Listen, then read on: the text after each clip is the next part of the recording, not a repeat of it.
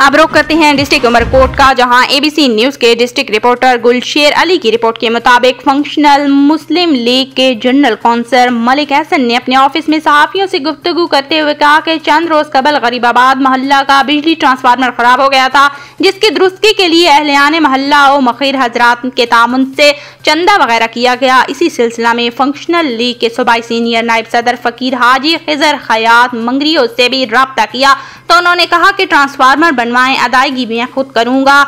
1,20,000 रुपए अदा भी कर दिए और जिन लोगों से चंदा लिया था उन्हें वापस करने के अहकामात जारी किए, जिस पर जनरल काउंसलर मलिक एहसन ने चंदे की रकम लोगों को वापस की और कहा कि हम फकीर हाजी खिजर हयात मंगरियों के तहे दिल से शुक्रगुजार हैं, जिन्होंने मुश्किल घड़ी में अवाम का दिल खोल कर साथ दिया और गरीब अवाम के दिल जीत लिए। 1,000 रुपये दिए थे, मेहरबानी हाजी खिजर हयात साहब की, जिन्होंने हमें ये 1,000 रुपये भी और एहसन भाई की हमारे मेहरबानी, जिन्होंने वो पैसे वापसी दिए और अपनी जेब से ट्रांसफार्मर का खर्चा किया।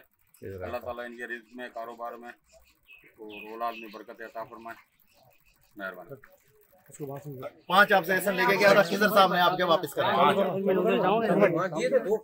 वो फिर आप उनसे ले लें।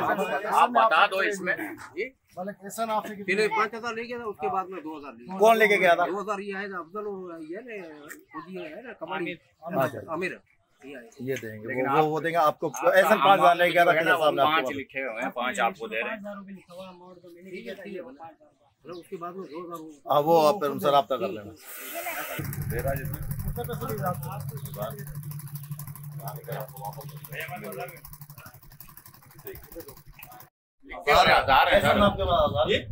आधार कौन लेके गया था? वो अफजल देगा, वो हमारा, हमको तो जो दिए ना, हमको जो मतलब कैसा ना मिले वो रिटर्न हो रहे हैं।